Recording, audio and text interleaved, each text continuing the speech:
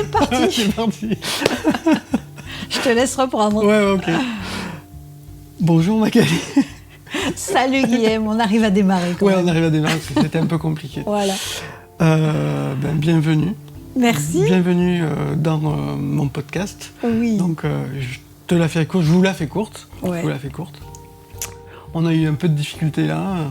On a eu le voisin qui a fait un peu de bruit. Et, voilà, il a fallu s'ajuster à l'environnement. C'est ça, c'est exactement ça. Du coup, Magali, Oui. je te connais depuis plus de 10 ans, à peu près. Oui, c'est ça. C'est ça. Oui, puisque tu m'as donné mes premiers vrais cours de piano. Ouais, c'est ça. Toi et Charlotte. Et Charlotte, ma fille, ouais. C'était il y a 10 ans, un peu plus de 10 ans, ouais, c'est ça. Puisque je rêvais de me mettre ou me remettre. J'avais fait un tout petit peu de piano pendant mon adolescence, mais je n'avais jamais fait l'effort de m'y remettre. Et puis là, quand j'ai eu 50 ans, j'ai dit c'est maintenant ou jamais. Et voilà, la surprise est arrivée et on s'est rencontrés après par une amie commune. Ouais, c'était des chouettes moments. Ouais. J'ai beaucoup aimé Ouais, je me rappelle. nos échanges, en fait. Ouais, c'était plus que des cours de piano, en fait. C'est ce qui m'a mené aussi à faire ce que je fais. On parlait beaucoup. Ouais, on parlait beaucoup et j'ai dit... Mais on faisait de la musique quand même. Hein. Oui, c'est clair. En plus, toi, t'es chanteuse. Oui, je suis chanteuse de jazz, oui. Ouais. Ça fait partie de mes passions et de multiples activités. Ça fait... Oh là là, ça fait longtemps aussi, finalement. Attends, j'avais une trentaine d'années quand je me suis découverte, ou en tout cas quand j'ai osé, on reparlera d'audace sûrement, j'ai osé me présenter sur scène vraiment. J'ai rencontré des musiciens de jazz qui m'ont proposé de m'accompagner. Il y a eu un concours de circonstances comme ça. Et puis, d'année en année, j'ai créé un groupe et puis après, j'en ai créé un autre. Et il y en a un qui tourne depuis, je crois que ça fait 15 ou 16 ans qu'on a créé l'Affaire Anatole avec des musiciens. Et donc, on se produit ou en trio, quartet, quintet ou sextet. Et voilà, c'est toujours un plaisir. Et tu es autodidacte Ah oui, ouais, oui, ça, complètement. Ouais. Complètement. J'ai pris quelques cours quand même à une époque. Hein, j'ai travaillé ma voix. Mais j'ai vraiment fait ça avec le feeling. Ouais, c'est ouf. Ouais. J'ai beaucoup d'oreilles. Oui. Voilà. Avant, je ne savais pas pourquoi. Maintenant, je comprends un peu mieux. et quand je t'ai rencontré, donc tu étais thérapeute Gestalt. Ouais. Et je suis toujours Gestalt thérapeute. En fait, la Gestalt thérapie, c'est arrivé au milieu de mon parcours professionnel, enfin après 10 ans d'activité professionnelle.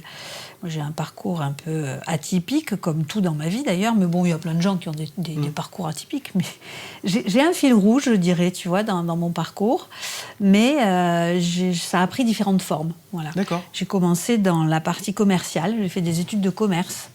Et je suis arrivée dans une société qui faisait du marketing téléphonique où j'étais pendant mes études. J'avais trouvé ce petit job étudiante et ça m'a plu et ils m'ont embauchée quand j'ai eu mon diplôme. Et en fait, je me suis passionnée pour cette activité parce que c'était très très intéressant. C'était jamais la même chose. On faisait des missions pour l'automobile, les finances, l'informatique, les laboratoires, les assurances, je sais plus, j'ai même vendu des étés à une époque. Tu sais ce que c'est toi des étés ? C'est une saison, hein. Non, E-T-A-I-S. Tu sais, des piliers pour la construction. Là, pour tenir. Ouais. Donc j'ai même vendu ça pour te dire. Donc c'était génial, c'était jamais pareil. Et puis chaque fois, tu es obligé de plonger dans un univers différent, d'apprendre des choses. Donc moi, ça me convenait parfaitement. Tant et si bien qu'après quelques années de salariat où j'ai eu des responsabilités, j'ai accompagné des équipes, j'étais responsable d'une agence, j'étais formatrice grand compte, j'ai été directrice régionale. Enfin, j'ai vraiment bien évolué dans cette boîte et c'était super, j'en ai de très bons souvenirs. Mais la boîte a décidé de se recentrer, à un moment donné où la crise était là, se recentrer sur les grandes villes. Et Montpellier n'était pas encore la ville d'aujourd'hui et il n'y avait pas suffisamment de boîtes et d'activités professionnelles pour justifier encore une agence, enfin, selon eux. Et donc, moi, je n'ai pas voulu partir dans les grandes villes qui me proposaient et j'ai décidé finalement de monter ma boîte. Voilà, donc à 28 ans, j'avais 28 ans. J'ai créé une société de marketing direct où je proposais des actions de mailing et phoning ou que-phoning.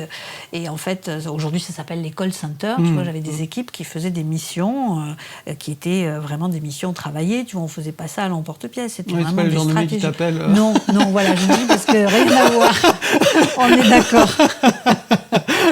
Voilà, c'était fait vraiment dans les règles de l'art, avec une déontologie, avec vraiment du savoir, quoi, et du savoir-faire, et du respect. Donc, ça n'a rien à voir avec ce qui se fait aujourd'hui, on est d'accord. Donc, c'était très chouette. Et j'ai fait ça pendant de nombreuses années où je faisais en fait des missions pour ces boîtes, mais je formais aussi le personnel dans ces boîtes-là, les équipes commerciales, les équipes de vente, les équipes d'accueil ou de réservation. Tu vois, j'ai beaucoup travaillé dans le milieu du voyage aussi. Voilà, j'ai fait pas mal de choses comme ça. Donc c'était super parce que ben voilà, j'ai créé cette société et je l'ai gardée pendant plusieurs années. Je sais plus, à peu près 8 ans. C'était super. Ça m'a appris le management, ça m'a appris ce que c'était que l'animation d'une boîte. J'ai adoré. Et puis, pendant toutes ces années, j'ai vécu des épreuves qui ont fait que je me suis interrogée sur qui suis-je, qu'est-ce que je veux pour ma vie, où j'en suis, etc. Et j'ai croisé d'abord la sophrologie qui m'a beaucoup apporté. Et je suis devenue sophrologue. J'ai fait 2 ans de formation et je m'en suis toujours servie comme un outil précieux pour moi et pour les gens que j'accompagne. Et j'ai surtout rencontré la Gestalt thérapie. Donc la Gestalt, ce nom bizarre, qui n'est pas du tout vendeur et qui n'est pas glamour, qui s'écrit G-E-S-T-A-L-T. J'ai pas fait d'allemand, donc, mais ça veut dire Gestalten. Gestalten, ça veut dire donner une forme signifiante. Bon, alors, je te dis ça, ça fait très intello. Mais en fait, c'est quoi la Gestalt thérapie? C'est une façon d'accompagner, une façon de communiquer, je dirais. Une façon d'être à la vie un peu différente de celle qu'on a peut-être naturellement, en tout cas celle qui était la mienne avant de découvrir la Gestalt.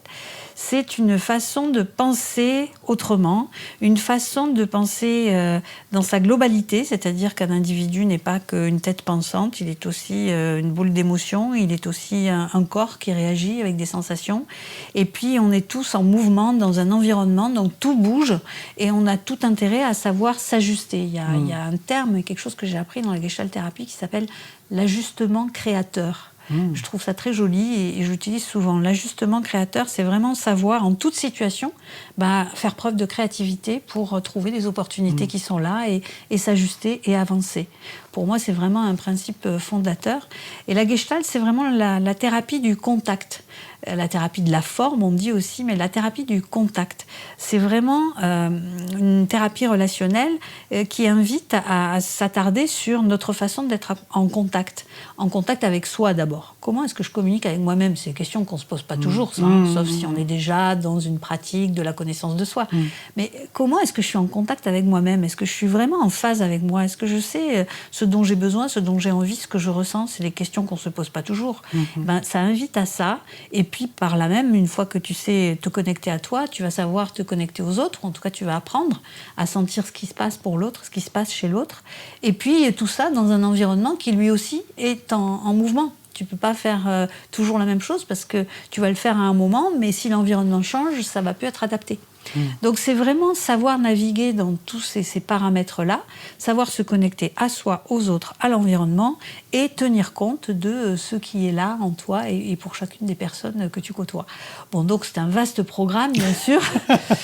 Ça ne s'apprend pas comme ça en claquant des doigts. Je crois qu'il faut le vivre pour comprendre ce que c'est la Gestalt. Tu vois, c'est vraiment... C'est vraiment quelque chose... chaque fois que des gens viennent vers moi et me disent « Ouais, j'aimerais bien savoir », je dis « Écoutez, on fait une séance et puis vous verrez ». Et effectivement, on fait une séance et puis ils voient. Et puis ils comprennent que, en fait, je crois qu'avec cette façon de faire, cette façon de penser, on va vraiment à l'essentiel. On va vraiment à l'essentiel de qui on est, de ce qu'on a à dire, de ce qui se passe là pour nous. Et sans chercher à paraître, mais plus à être avec ce qui est là. Bon voilà, je pars dans un discours... Non, mais je trouve ça intéressant. Et en plus, d'après ce que je comprends, ça doit beaucoup dépendre, enfin, comme tu me diras, tous les outils ou les thérapies, mais là, c'est pas vraiment de la créativité du thérapeute, quoi.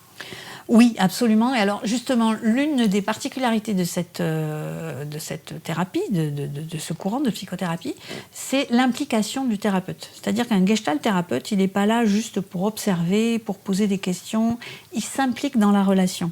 Il y a vraiment quelque chose autour de la relation thérapeutique. En fait, la relation thérapeutique sert de support au travail de la personne qui est accompagnée. Tu vois, c'est vraiment qu'est-ce qui se passe entre nous.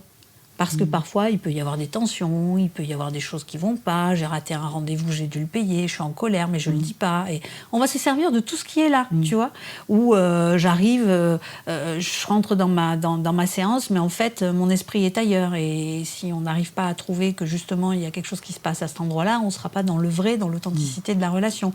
Bon, des exemples, je peux t'en donner plein, mais ce que je veux dire, c'est qu'on va vraiment chercher à sentir ce qui se passe là, entre nous, ici et maintenant. Et ça, c'est vraiment une base incontournable. Alors tu vas me dire, mais il y a plein de courants qui font ça maintenant. Oui, parce que depuis, on a été copiés. Ouais, bien sûr. Alors, il y a plein de choses qui se retrouvent maintenant dans les nouveaux courants. Et puis, bon, il y a des bases aussi qui étaient dans d'autres courants. Mais moi, en fait, ce que j'ai trouvé d'extraordinaire dans la Gestalt thérapie, c'est que quand j'ai découvert ça et que j'ai été accompagnée, il n'y avait pas 2 séances identiques. Et j'étais toujours surprise par ce qui se passait. Je ne m'attendais pas à ce qui allait se passer, ou je m'attendais à rien. C'est-à-dire que avant ça, tu vois, j'avais fait quelques tentatives. Avant de découvrir la Gestalt thérapie et les gens que j'ai connus qui étaient Gestalt thérapeutes, j'avais été accompagnée par 2-3 personnes, tu vois, des moments de ma vie où j'avais besoin de me poser des questions. Et en fait, au bout de 3-4 séances, je comprenais ce qu'ils faisaient, ce qui se passait. C'était toujours pareil. J'avais toujours l'impression qu'ils en venaient toujours au même filtre, tu vois. Je déjouais tout de suite leur façon de pratiquer. Il y avait un truc qui... Bon, après, j'ai compris un peu mieux pourquoi. On y viendra. Mais, tu vois, je décodais un truc et finalement, j'avais l'impression que ça ne m'aidait pas, quoi. Je me disais, c'était comme si j'avais une longueur d'avance. Tu téléphoné, tu sentais que... C'est ça, je me disais, mais ils ne m'aident pas moi, quoi. C'est pareil pour tout le monde, où il y a un truc... Et en Gestalt thérapie, j'ai jamais ressenti ça. En Gestalt thérapie, j'ai vraiment senti, ce que j'ai appris plus tard, que la personne venait me rejoindre là où j'étais. Elle ne cherchait pas à m'enfermer dans des cases, elle ne cherchait pas à me faire aller ici ou là, elle cherchait juste à m'amener à être en contact avec moi-même et à être en contact avec elle. Tu vois, la personne qui m'accompagne. C'est drôle ce que tu dis, parce que tu vois, ça me parle dans ma manière d'enseigner à l'époque le piano, en fait. Oui, absolument. Absolument, c'est ça que j'avais aimé dans ta façon d'accompagner, c'est que tu t'ajustais à qui on était. Oui. Tu ne cherchais pas à appliquer une méthode la même pour tout le monde. Tu avais ta méthode, tu avais tes outils, tu savais ce que tu pouvais faire, mais je voyais bien que c'était ajusté. Et tu t'ajustais à Charlotte, tu t'ajustais à moi, et tu sentais qu'il y avait un terrain sur lequel moi tu ne pouvais pas m'amener, quoi. Moi, le truc traditionnel, classique, solfège, c'était pas pour moi, quoi. Par contre, tu m'y as amené. Oui. Oui, et parce que j'ai eu de la chance d'avoir des... Alors, j'ai eu un professeur comme ça sur vraiment la toute fin, parce que tous les autres fonctionnaient exactement comme tu disais sur le thérapeute. Donc, si tu n'es pas dans le moule, moi, le nombre de fois qu'on m'a dit arrête la musique, c'est pas pour toi. Ouais. Et jusqu'au jour où j'ai rencontré mon maître, parce que c'était vraiment un maître de musique, et qui m'a dit je suis pas un miroir, quoi. Super. Et il est là pour t'élever, du coup. Et la première question qu'il m'a posée, c'est qu'est-ce que tu veux, en fait? Absolument, absolument. Et tu vois, c'est un truc important que tu soulèves et que je dis souvent là, dans tout ce que je vois aujourd'hui, de tout ce que je vois dans les nouvelles pratiques ou les personnes qui arrivent comme ça, c'est à quel point accompagner, c'est pas n'importe quoi. Et accompagner, c'est pas juste dire moi je l'ai fait, tu peux le faire. C'est pas ça pour moi l'accompagnement. Bien sûr qu'à différents moments, tu peux dévoiler qui tu es et ce que tu fais dans la mesure où c'est au service de la thérapie et de l'histoire de la personne que tu accompagnes. Mais c'est pas parce que tu as fait des expériences que les autres vont devoir faire les mêmes ou vont pouvoir faire les mêmes. Par contre, ton rôle d'accompagnant, c'est d'accompagner la personne là où elle est, à partir de là où elle est et vers ce qu'elle vise, là où elle veut aller, et de lui faire prendre conscience de ses possibilités, ses opportunités, ses compétences, ses talents, etc.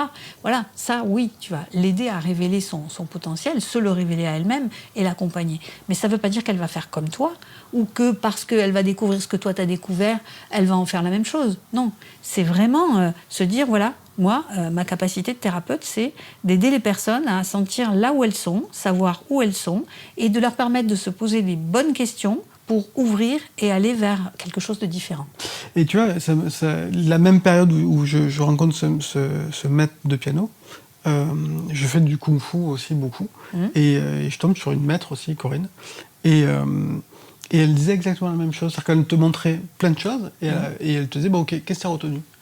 Et au début, tu disais, j'ai retenu que ça ou quoi. Et elle disait, mais ça te correspond en fait. Ben oui, voilà, c'est ça. C'est ce que toi, tu as à contacter, à découvrir et à explorer.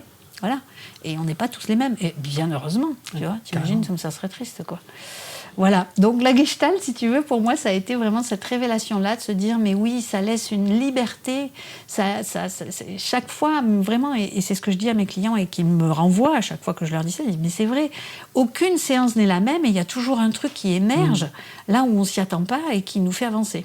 Est-ce que tu dirais que, alors là, c'est juste, ça me vient comme ça, est-ce que tu dirais que tu es comme un artiste, tu es en contact avec l'inspiration, en fait? Ah oui, tout à fait. L'intuition aussi. Ouais, l'intuition, pour moi qui est la même chose. Oui, tout à fait. Oui, et je crois qu'il faut arriver à un niveau de confiance pour pouvoir justement pour pouvoir s'en servir. Oui, tu vois, il m'a fallu du temps avant de savoir que je pouvais m'appuyer sur mon intuition, mon inspiration et te rendre compte que si tu es vraiment là où il faut, dans cet instant, dans cet ici et maintenant, fais-toi confiance et tu vois que ça se passe. Et effectivement, on en a déjà parlé tous les deux, je considère que tout peut faire support à l'évolution, à l'avancée de l'autre quand tu es en séance d'accompagnement. Tu peux parler de n'importe quoi, tu peux prendre le sujet d'une façon ou d'une autre, tu peux utiliser n'importe quel support, tu vas amener la personne là où elle a besoin d'aller. Parce que tu vas savoir l'écouter, tu vas savoir faire en sorte qu'elle s'écoute aussi. Et voilà, c'est tout ce travail-là. C'est vraiment de la dentelle, quoi. Oui, complètement. Ouais.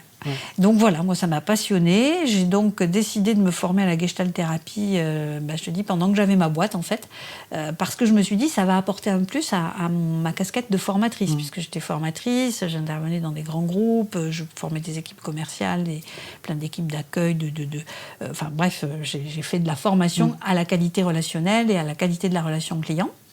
Donc tout ça m'a amené à m'intéresser à la Gestalt parce que je me rendais compte que toutes les équipes que j'avais, c'était bien, mais si je pouvais leur apporter un peu plus dans la connaissance de soi et la confiance et vraiment la motivation, c'était du bonheur, c'était du plus, c'était du bonus pour eux et pour elles. Donc j'ai décidé de me former en Gestalt thérapie et au fur et à mesure, il y a des événements qui ont fait que finalement, je me sentais plus dans la même énergie, de cette énergie plus commerciale, tu vois, ça me correspondait moins. Et j'ai décidé de poursuivre en arrêtant la partie sous-traitance, la partie marketing direct. J'ai arrêté tout ça et je me suis consacrée à la formation. Donc je me suis réinstallée en libéral, sans plus de personnel, juste quelques assistances, tu vois, freelance. J'avais des personnes qui m'aidaient, mais j'avais plus ce poids, disons-le, parce qu'à un moment donné, c'est un poids quand même de te dire tous les jours, tu fais travailler du monde et il faut que tu fasses du chiffre pour payer tout le monde, tu vois. Donc, ça a été un temps, j'aimais ça. Et puis après, je me suis dit, moi, j'ai envie de poursuivre, d'apprendre davantage, de me concentrer sur ce que je peux transmettre. Et j'avais vraiment envie d'explorer davantage mon volet de formatrice et de thérapeute, d'accompagnante, puisque, en fait, je me suis partagée entre le cabinet, où j'accompagnais les gens en thérapie, en individuel et en groupe, et la formation en entreprise. Voilà, donc j'ai fait ça pendant des années. Jusqu'au moment où un autre élément est arrivé dans ma vie, j'ai entendu parler du haut potentiel. Tu souris, tu vois pas de quoi je parle, bien sûr. Voilà. Donc ça, c'est arrivé, c'est arrivé avec ma fille, je dirais grâce à ma fille, puisque j'ai été maman tardivement, puisque j'avais 43 ans quand j'ai eu Charlotte. Qui est arrivé plutôt comme un miracle, disons-le. C'était espéré mais inattendu. Tu peux raconter l'anecdote ou de son arrivée au moment où tu apprends qu'elle arrive, parce que c'est une histoire extraordinaire. Oui, c'est vrai.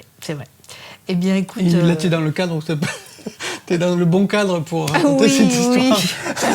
Bon, alors, je te la fais pas courte, là. J'adore cette histoire, en plus. Alors, mon histoire, c'est que, j'ai eu une vie amoureuse qui n'a pas été un long fleuve tranquille, on va dire. Et quand j'ai rencontré mon mari, j'avais déjà 39 ans. Lui avait 2 enfants et il était veuf. Donc, on s'est rencontrés tous les deux à un moment où on était dans nos deuils respectifs. Moi, je sortais d'une histoire douloureuse et puis j'étais aussi avec ce désir d'enfant et donc, il y avait rien qui se passait. Et en tout cas, pas ce que j'attendais à ce moment-là. Et j'avais beaucoup donné dans mon boulot, justement, mais l'équilibre vie pro, vie perso, j'y étais pas encore, quoi. Je rencontre mon mari, et lui qui sortait de cette histoire-là, c'était pas évident, on a 11 ans d'écart, donc lui, il m'a tout de suite dit, tu sais, moi, avoir un enfant, c'est pas trop mon truc maintenant, quoi. Hein. J'en ai 2 grands, là, qui étaient des ados. Et moi, je dis, bon, tu sais, là où j'en suis dans ma vie, pour moi, ce qui compte, c'est d'avoir une relation de qualité, et puis on verra bien où le vent nous porte, quoi.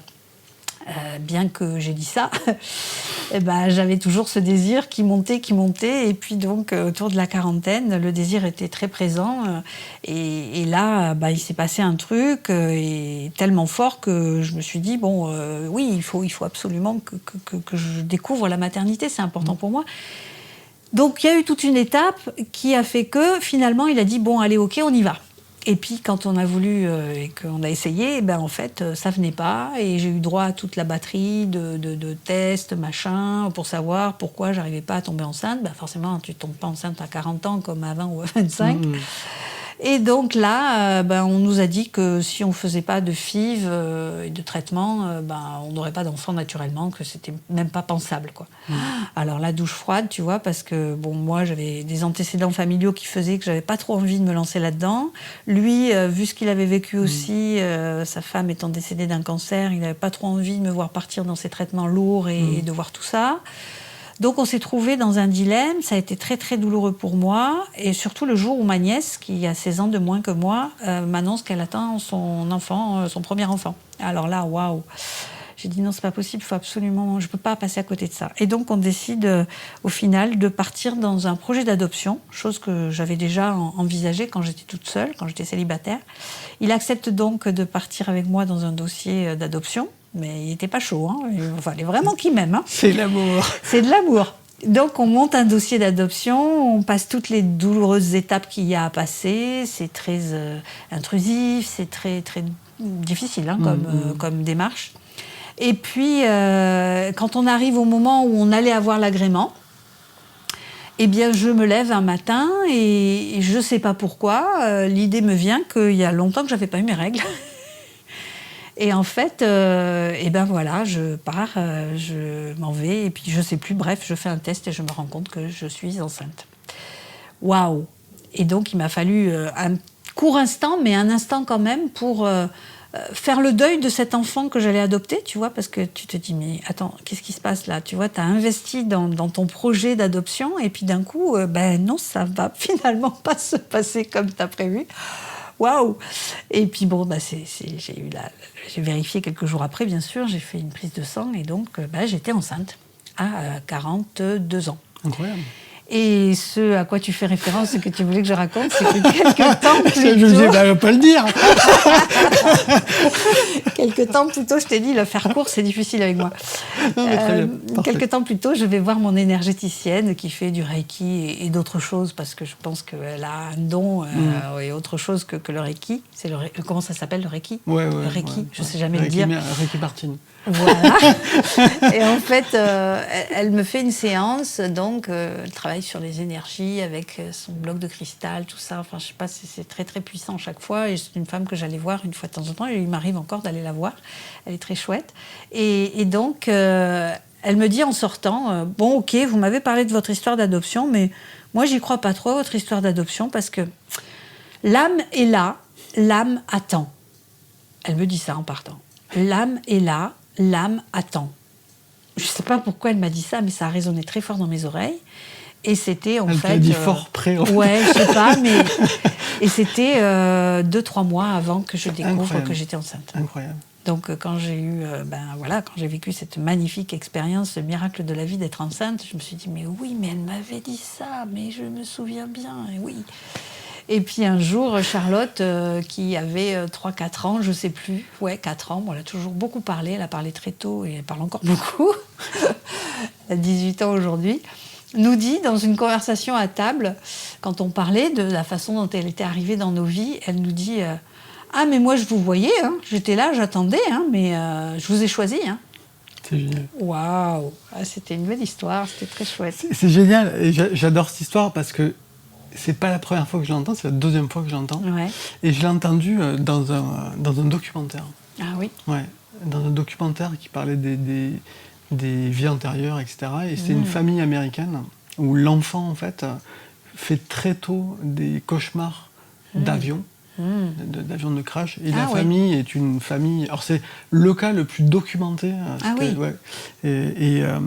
Et cet enfant dessine des avions, des crashs, des machins, mais il y a il écrit des numéros, il écrit des choses comme ça. Et les parents sont famille chrétienne, enfin voilà, donc s'interrogent et tout ça. Et une fois, ils vont dans un musée de la Deuxième Guerre mondiale, et il y a un avion de chasse et de l'époque, et dessous, en fait, il y a, tu sais, l'espèce, je sais pas si vous voyez les avions, il y a une espèce de bombe, on dirait une bombe, en fait. Et, de proéminence. Ouais, c'est ça, ouais. Et il fait à sa maman, tu sais ce que c'est, ça? Et elle dit, c'est une bombe. Parce que moi, je suis toujours cru que c'est une torpille. Elle dit, non, c'est un réservoir secondaire. D'accord. Et là, la mère, elle est surprise, et au fur et à mesure qu'il fait ses dessins, le papa va faire des recherches, et ils vont retrouver le porte-avions. Comme il signe pas avec son prénom, il signe avec le prénom d'un gars qui dessine. Et ils vont retrouver le porte-avions, ils vont retrouver tout, jusqu'à la sœur de ce mec qui est décédé. D'accord. Et ils vont amener l'enfant chez cette dame, qui est censée être la sœur de cette incarnation, de l'ancienne incarnation. Et ils vont discuter de choses que... Enfin, le gamin va lui dire des choses qu'il n'y avait que lui qui savait, que le pilote, en fait. Et ils vont faire un acte, sûrement... ils vont apporter l'enfant sur le lieu du crash, et ils vont jeter des fleurs pour qu'ils disent au revoir, en fait. Wow. Et l'enfant a vraiment une réaction. Il faudrait que je te montre le reportage, il est fabuleux. C'est dans les enquêtes extraordinaires de Stéphane Alix. Ah oui, Stéphane Alix, je connais. Et du coup, l'enfant, à partir de ce moment-là, va plus rêver d'avion, va plus... donc ça va stopper ce truc-là. Et le père croyait que toutes ces histoires-là étaient finies, ça durait longtemps, et ça a remis tout en question, là, ses croyances, etc. Wow.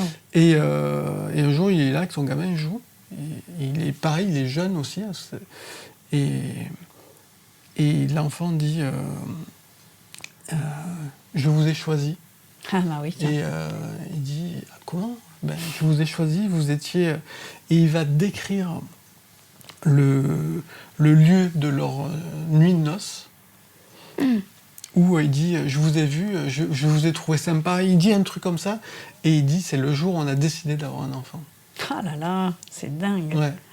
Oui, non, mais on n'explique pas tout. Et quand alors je l'avais vu avant ou après, mais quand tu m'as raconté ça, je fais...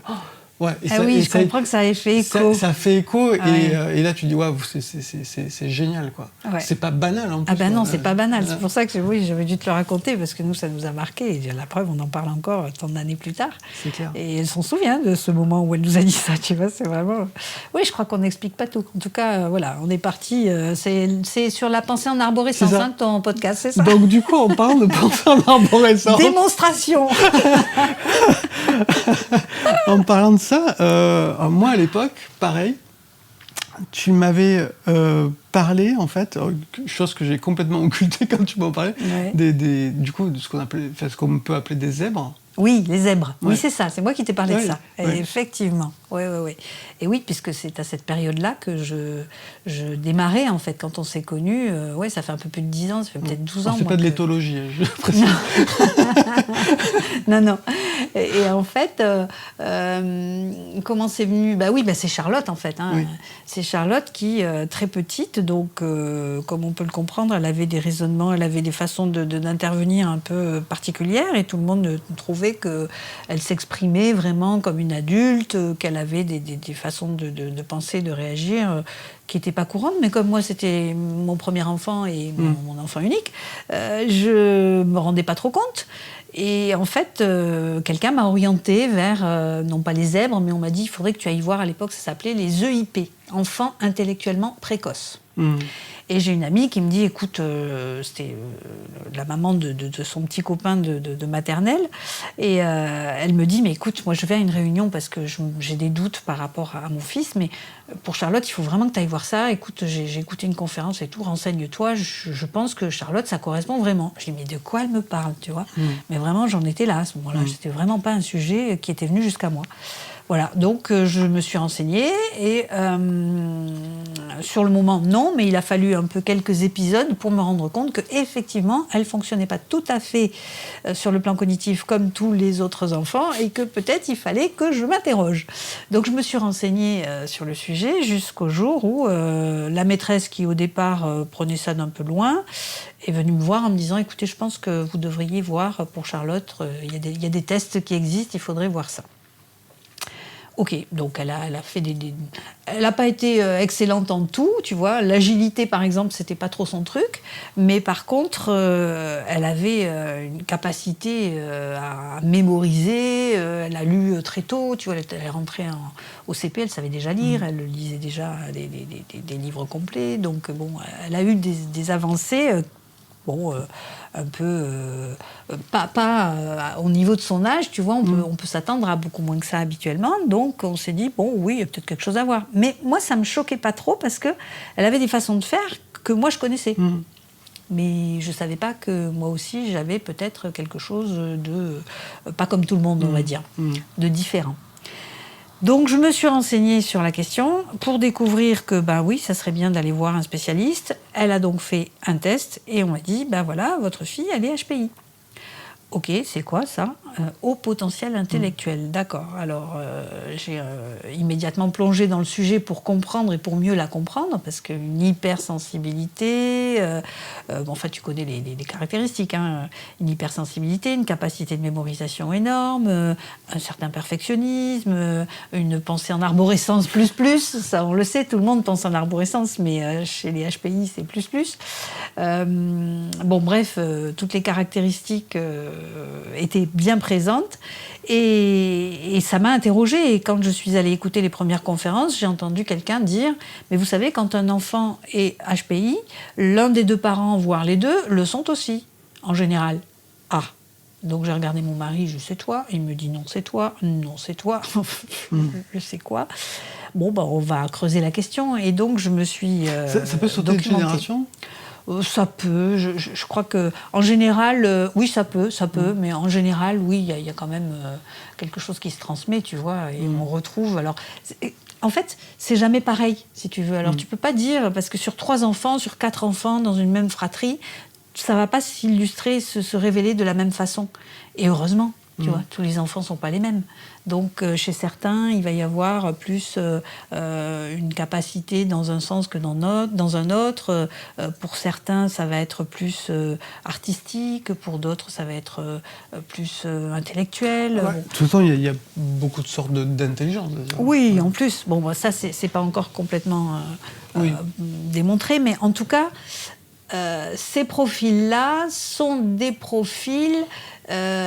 comment dire, il y a un socle commun, mais chacun va développer les choses à sa façon, en fonction de son milieu, en fonction de son éducation, en fonction de tout ce qui va se trouver sur son chemin. Tu vois, il y a une part aussi qui va être liée à son histoire. Tu vois. Et c'est ça, il ne faut pas tomber dans le panneau de se dire, bon ben voilà, quelqu'un d'HPI, il est comme ci, il est comme ci, il est comme ça. Quelqu'un d'HPI, ok, il a effectivement un certain nombre de caractéristiques et des conséquences de ces caractéristiques. Mais elles ne sont pas les mêmes pour tout le monde. Et elles peuvent être plus pour certains, à tel endroit qu'à tel autre. Tu vois, l'hypersensibilité dont on parle, il y a des gens qui sont hyper sensibles chez les HPI, mais ils ne sont pas tous hypersensibles.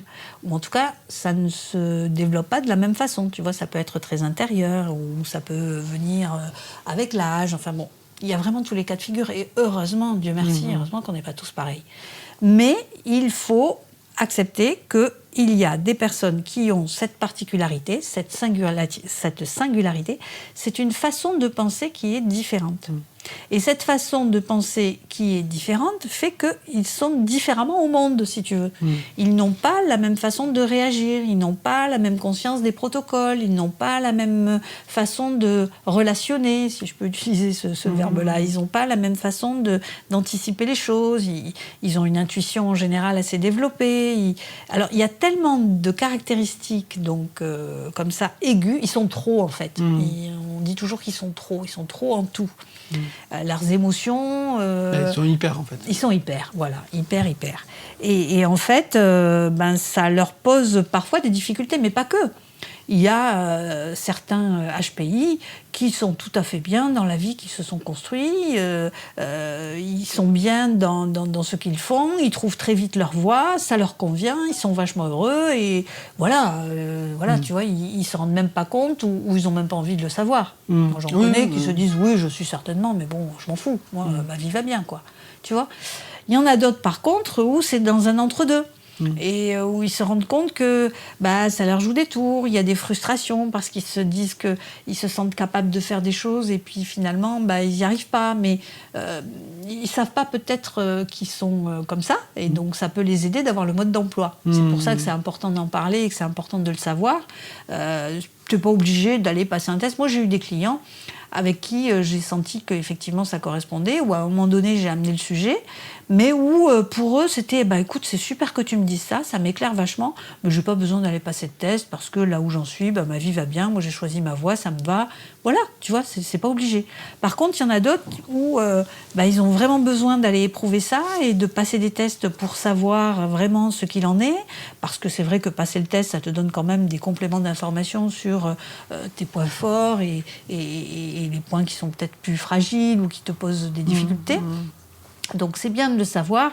Et encore une fois, quand tu sais de quoi il s'agit, c'est mieux d'avoir le mode d'emploi entre les mains, quoi.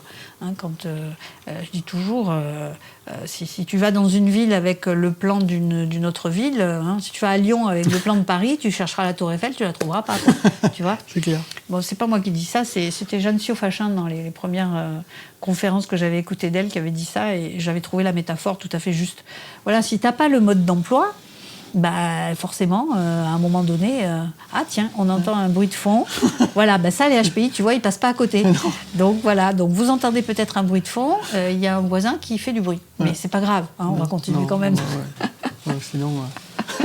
Voilà. Donc voilà, tout ça pour dire que je me suis spécialisée dans cette atypie.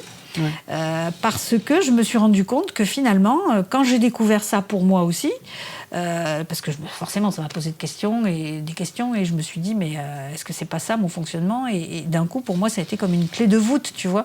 Je me suis dit, avec toutes les années de thérapie que j'ai fait, le travail sur moi, j'avais l'impression qu'il me manquait quelque chose à un endroit, et c'était ça. Et cette pièce-là m'a permis de mieux comprendre qui j'étais, tu vois. C'est un peu comme s'il me manquait le ciment, et ça y est, j'ai trouvé, et j'ai compris le tout. Et vraiment, ça a été extrêmement puissant pour moi, tu vois. Vraiment, là où j'en étais, ça a apporté vraiment du plus.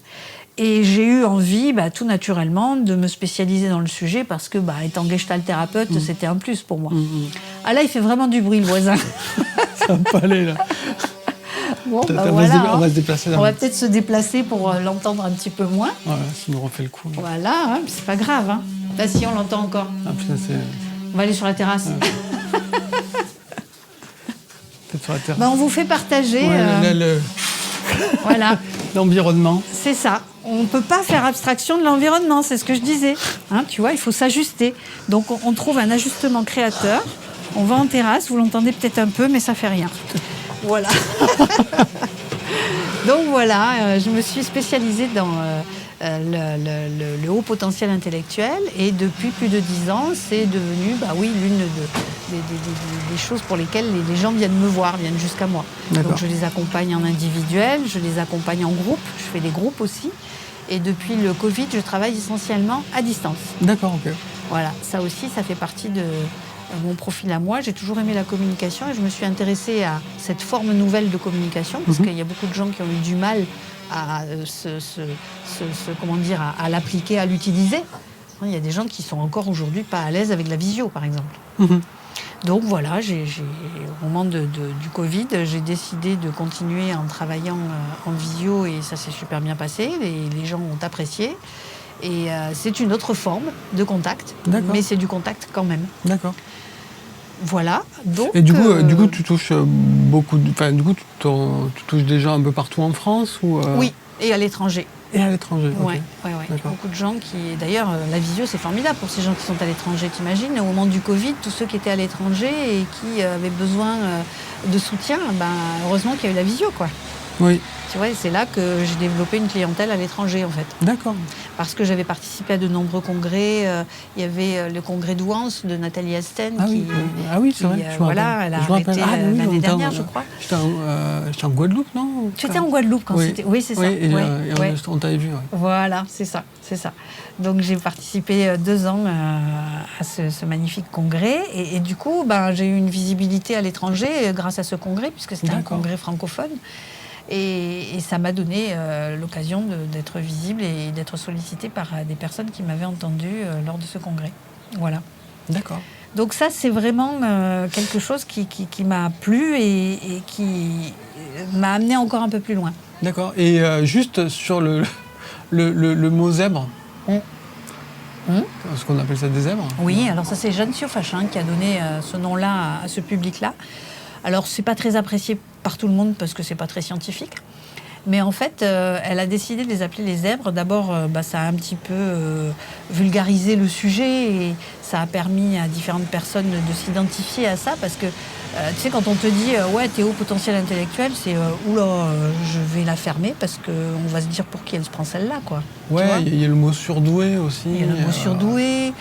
Il y avait les phylocognitifs, ça c'est Fanny Nussbaum qui a parlé des phylocognitifs. C'est pas mal non plus. C'est un peu champignon. Ouais. Je vais me prendre une poêlée de phylocognitifs. Voilà. Donc les phylocognitifs. Et en fait, il y a quoi? Il y a le multipotentiel. Multipotentiel aussi, je dois en oublier parce qu'il y en a tellement eu, les profils atypiques, etc. Alors, il peut y avoir des troubles associés, et donc ça peut être TDAH, les 10, etc. Mais bon, là, on parle... Dyslexie. Voilà. Souvent, il y a beaucoup de HPI qui ont ce qu'on appelle ces troubles associés. Mais c'est pas parce qu'on a des 10 ou des TDA qu'on est HPI, mais souvent les HPI développent des troubles associés. Voilà. Oui, parce que... mais pas tous. C'est en train de... On entend maintenant partout, tout le monde est HPI. Oui, ou TDA. On entend ça partout. Et qu'est-ce qu'on pense de ça, en fait? Alors, j'en pense que, comme je disais, tu vois, Jeanne Siofachin, elle a beaucoup œuvré à la médiatisation. Je ne suis pas complètement d'accord surtout avec elle parce qu'elle a eu des façons de faire avec lesquelles je ne suis pas en phase. Mais bon, voilà. En tout cas, elle a médiatisé le sujet, elle a apporté le fait qu'on en parle. Bon, il y a d'autres gens qui sont spécialistes. Il y a Olivier Revol qui, lui, est vraiment spécialiste des troubles associés. Il y a Monique de Kermadec qui a beaucoup écrit sur la question. Elle a fait plusieurs ouvrages. Moi, je me suis beaucoup inspirée de ce qu'elle a écrit. Il y a plein de gens depuis. Ça, c'est vraiment il y a Ariel Ada, bien sûr, qui a été l'une des premières à en parler. Donc, il y a beaucoup de gens qui ont écrit, qui ont développé, mais il a fallu du temps, tu vois, pour que ça rentre dans les esprits et que ce soit accepté. Alors, il y a eu cette période où moi, quand je suis arrivée là-dedans, c'était ouais, mais maintenant, ils sont tous HPI, tout le monde est HPI, ouais, tout ça, c'est une mode, etc. Ok, peut-être, mais venez au quotidien, vous verrez ce que c'est. Parce que, comme je te disais tout à l'heure, il y a ceux pour qui ça se passe bien, il y a ceux pour qui c'est moyen, mais il y a ceux pour qui ça se passe très mal aussi. Et là, bien sûr, ils ont besoin de soutien. Et c'est pour ça qu'il faut savoir les accompagner. Donc, si tu vas bien, tu n'as pas besoin d'être accompagné. Si tu es entre deux et que tu n'arrives pas vraiment à équilibrer ta vie, c'est mieux d'avoir le mode d'emploi et d'avoir quelqu'un qui t'accompagne en connaissant le profil. Parce que ce n'est pas seulement être de ce profil-là, il faut quand même connaître le profil, tu vois, savoir vraiment de quoi il en retourne et ce que c'est ce profil, c'est quoi les spécificités. Et à une époque, j'ai formé des professionnels de l'accompagnement. Je dis à une époque, c'était il y a 2 ans que j'ai arrêté. Pendant 3 ans, j'ai formé des coachs et des psys et des professionnels de l'accompagnement à l'accompagnement des HPI. J'avais créé une formation, donc ça a marché un temps, mais je n'ai pas poursuivi parce que c'était difficile de trouver justement des professionnels qui voulaient se former sérieusement. Parce que beaucoup considèrent que parce qu'ils sont eux-mêmes HPI ou qu'ils se sont penchés sur le sujet, ça suffit pour accompagner les gens.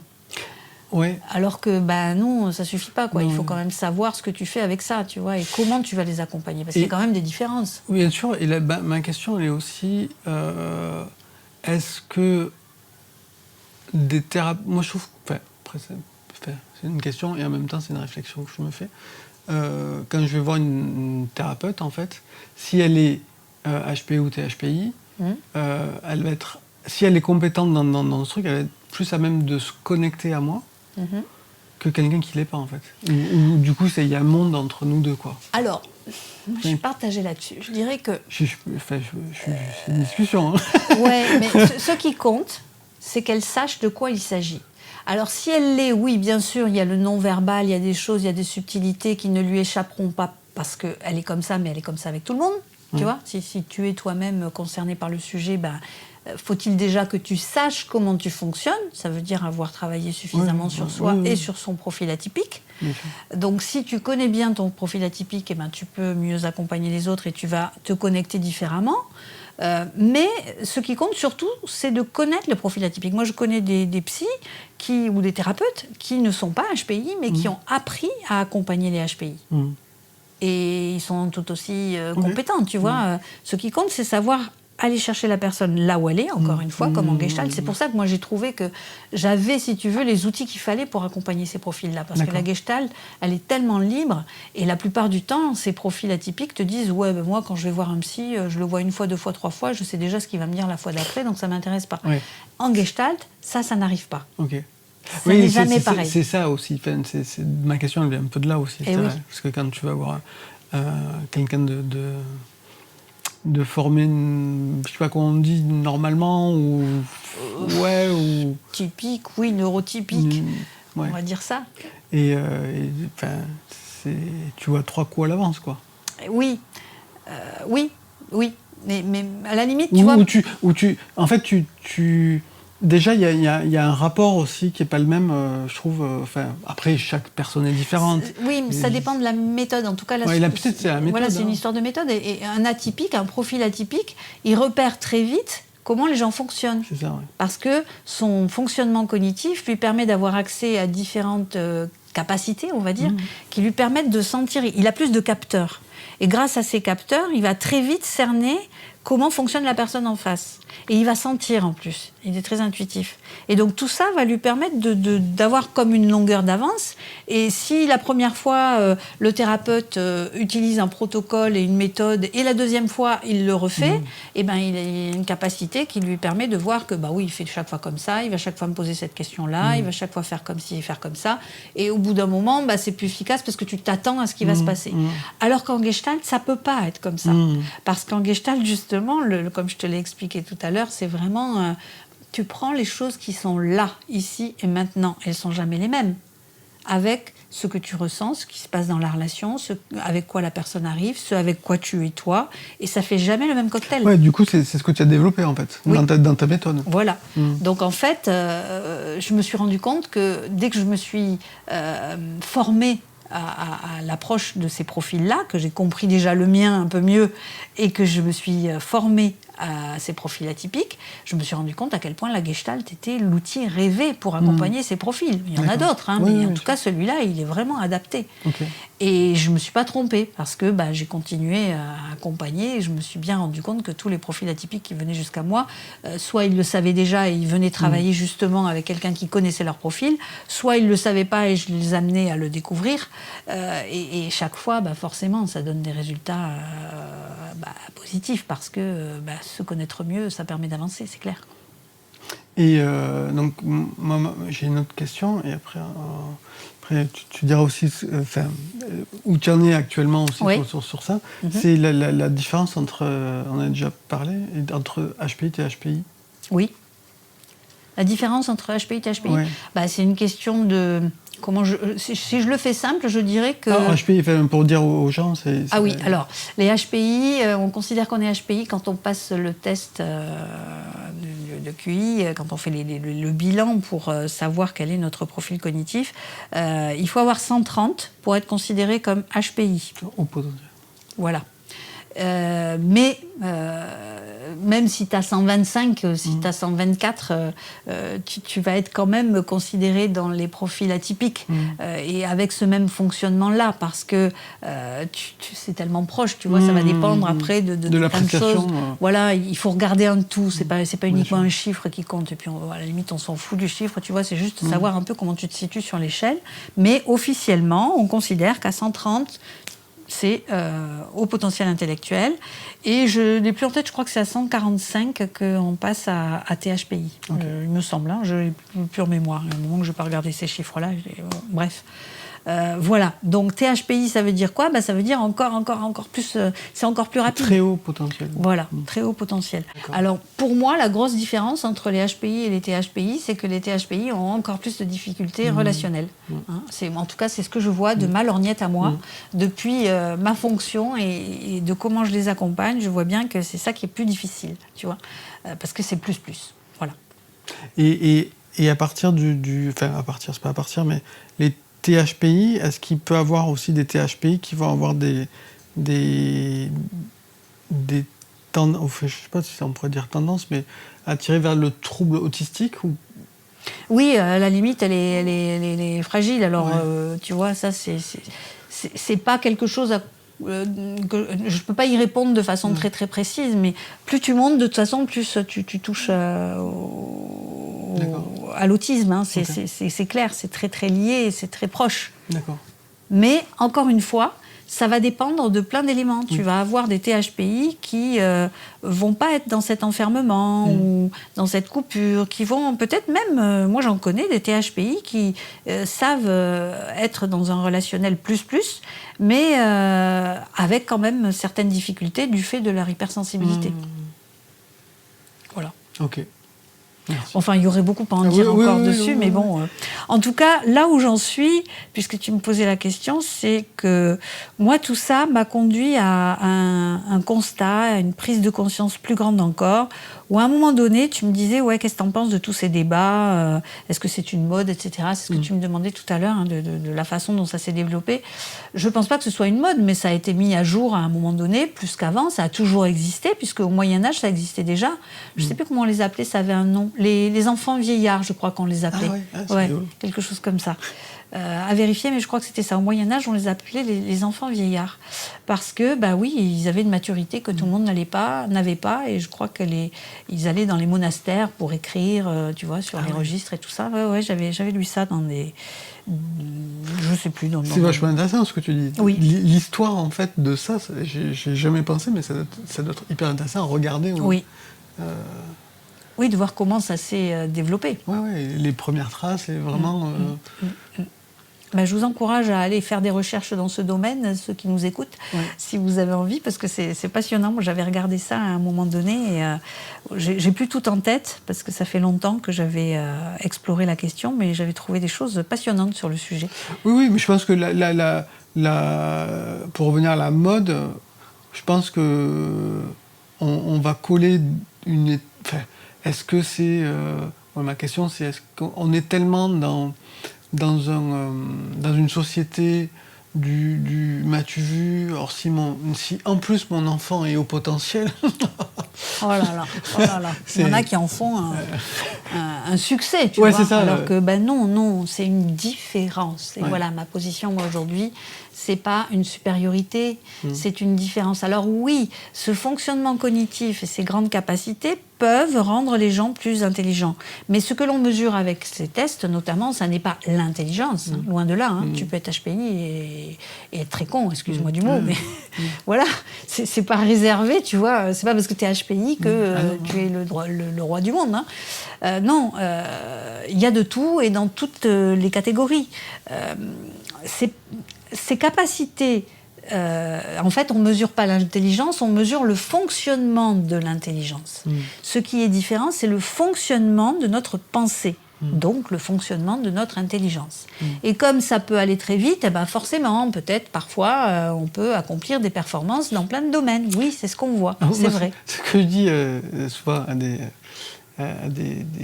clients ou des clientes, je dis on peut avoir un cerveau qui va hyper vite, mais si on met de la merde, ça fait de la super merde. En fait. Mais bien sûr, complètement.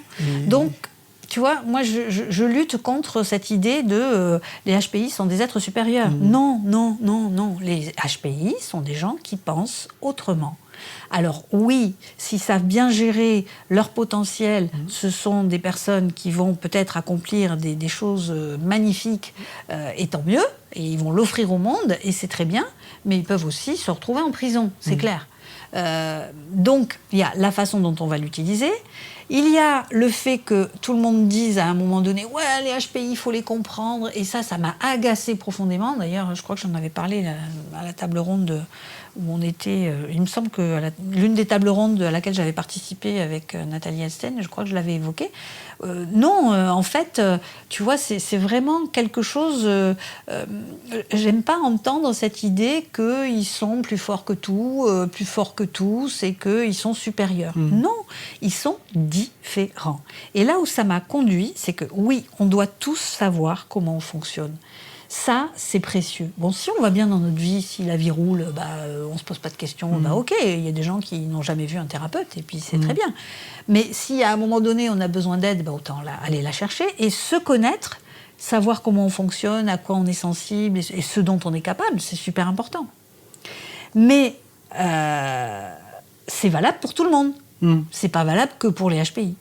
Et quand on dit les HPI, il faut les comprendre, etc., oui, il faut les comprendre, je suis d'accord, mais eux, ils ont à comprendre les autres aussi. Tu vois, c'est pas que dans un sens que ça se passe. Ils ont à comprendre qu'ils ne fonctionnent pas comme les autres. Et ils ont à faire plus d'efforts peut-être pour s'adapter. Peut-être, oui. Mais une fois que tu te connais, tu sais, dans un sens comme dans l'autre, là où tu as intérêt à aller ou plutôt pas. Et c'est ça, moi, que j'ai reçu comme enseignement de cette expérience et de ces plus de 10 années à accompagner les profils atypiques, c'est qu'on a tous quelque chose de singulier, qu'on soit HPI ou pas HPI. Alors, ok, je connais les profils atypiques parce que je me suis penchée sur la question, parce que je me suis spécialisée et je peux les accompagner mieux que d'autres personnes parce que oui, je connais ces profils-là et ça m'intéresse et ça m'anime et c'est ok. Mais mon message vers eux, c'est n'allez pas croire que parce que vous êtes HPI, vous êtes supérieur aux autres. Non, vous êtes vous avez intérêt de vous connaître mieux pour offrir au monde ce que vous avez à offrir et trouver ce qu'on appelle aujourd'hui la mission de vie, ou en tout cas trouver sa place, ou trouver ce pour quoi on est fait, ou en tout cas donner du sens à sa vie et avoir du sens. Parce que moi, j'accompagne des gens qui sont en perte de sens. Et c'est pour ça que j'ai créé le programme La vie en j'ose, parce que toute ma vie, j'ai osé. Je suis passée d'un état à un autre, d'une étape à une autre, en n'hésitant pas à transformer la forme de mon boulot, notamment, et puis de ma vie. J'ai vécu beaucoup de changements dans ma vie. Et chaque fois, je suis allée chercher au fond de moi ce qui pouvait me permettre de m'ajuster et de faire preuve de créativité. J'aurais bien aimé savoir plus tôt que j'avais ce profil-là, ça m'aurait bien aidé dans bien des situations, mais bon, ça m'a permis une lecture de mon parcours, mais ça m'a permis surtout de comprendre qu'on est tous différents, qu'on a tous au fond de nous quelque chose de singulier qu'on a intérêt à développer. Et c'est ça, moi, ma raison d'être aujourd'hui, c'est ça, c'est vraiment d'amener les gens à trouver leur différence et accueillir la différence des autres. Parce que déjà, si tu accueilles ta propre différence, tu seras plus capable d'accueillir la différence des autres. Et je crois que le monde en a bien besoin. Donc c'est vraiment mon message à moi aujourd'hui. Aime ton prochain comme toi-même. Oui, aussi. Mais accepte-le différent. Ah, ouais. Accepte-le. Ouais. Accepte-le différent, accepte ta propre différence, accepte la sienne. Et en fait, moi, mon rêve, ce serait qu'on arrive à trouver que la richesse numéro 1, c'est la différence. Tu vois, plutôt que l'argent. Oui. On en est loin, mais j'y crois. Il y a quand même beaucoup, tu vois, d'événements ces dernières années qui me donnent de l'espoir. à commencer par les Jeux Olympiques l'année dernière, qui ont été vraiment l'illustration parfaite de allons dans la différence et mêlons nos différences. Ça, j'ai trouvé ça génial. Et depuis, il y a plein d'actions qui sont menées. Et moi, j'ai l'œil parce que ça m'intéresse, tu vois, mais je vois beaucoup d'actions qui vont dans ce sens, d'investissement, d'implication. Je pense que les gens ont envie de changer. Ok. Tant mieux. Tant mieux. Voilà. Ouais, d'accepter la différence. Ouais. Et pas de l'imposer non plus. Non. En fait. Et donc la façon dont j'accompagne les personnes qui viennent me voir aujourd'hui en me disant je suis pas bien dans ma vie, ça n'a pas de sens, ou je suis plus bien dans ce que je fais, déjà c'est ok, il faut se réaligner, il faut s'ajuster, et bien souvent ils ne pensent pas que ça vient de là, et apprendre à communiquer, parce que bien souvent c'est dans nos contacts qu'on va provoquer des choses différentes dans nos vies. Et donc c'est pour ça que j'ai créé ce programme La vie en jauge, avec 4 étapes pour passer de ma vie n'a plus de sens à une vie excitante, épanouissante et pleine de sens. Génial. Voilà. Et du coup, ça se passe comment? C'est quoi? C'est une formation? Alors, La vie en jauge, déjà, c'est une marque que j'ai déposée. J'ai écrit un livre qui aura ce titre-là. Donc, qui sortira quand? Je sais pas, parce que il me faut du temps pour faire tout ce que tu sais. Un vrai multipotentiel, on fait beaucoup de choses. Mais j'y arriverai, je sais que j'y arriverai. En fait, c'est un programme en ligne. Et le titre d'une conférence aussi. Donc ce programme en ligne, il se passe en 4 étapes. Je le propose sur 4 mois, mais il y a des gens qui le font durer un peu plus.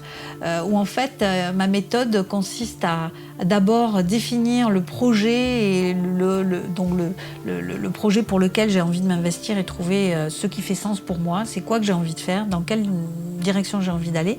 Ensuite, c'est comment l'exprimer. Et là, je vais travailler davantage sur la communication. Pour ensuite parler de, oui, mais si je veux le réaliser, il faut peut-être que je remette en question un certain nombre de choses dans ma vie. Donc, je vais revisiter les différentes sphères de ma vie pour remettre en question ce à quoi je dois renoncer et ce que je dois développer, pour en faire arriver à passer à l'action. Voilà. Et là, faire vraiment. Super. Voilà. Top. Et ça, tu l'as mis en place depuis quand? Ça fait un peu plus d'1 an que c'est en place, et donc je vais le relancer là. Il y a déjà des personnes qui l'ont suivi et qui ont eu des super résultats. Je suis très contente des transformations opérées. Du coup, on mettra le lien dessous et dessous la vidéo. Ouais. Et c'est un site, Alors, en fait, oui, il y a une page de présentation, et puis si on veut en savoir plus, on prend un rendez-vous avec moi. Je te mettrai un rendez-vous, un lien de rendez-vous, toutes les informations, bien sûr, on mettra ça. Ouais, avec plaisir. Bon. Super. On en a dit des choses. On vous l'a fait courte, c'est ça. Donc un Doliprane maintenant. Non, si vous êtes arrivé jusqu'au bout, bravo. Non, c'est génial. Moi, en tout cas, je me suis régalé. Bon, tant mieux. Moi, et je me freine parce que sinon... oui, là, je me suis dit à différents moments, mais là, ça ferait l'objet d'un deuxième podcast.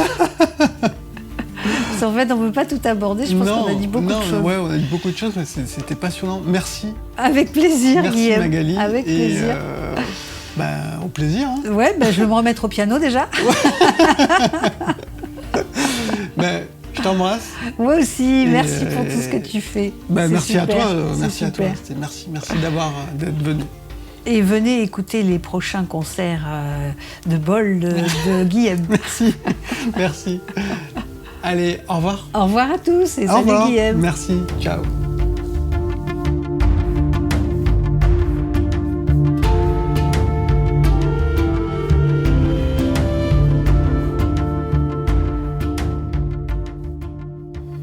Si ça vous a plu, il faut mettre un pouce, activer la cloche pour être prévenu pour les prochains, parce que je pense que je vais en faire d'autres. Et promis, la prochaine fois, je vous la fais courte.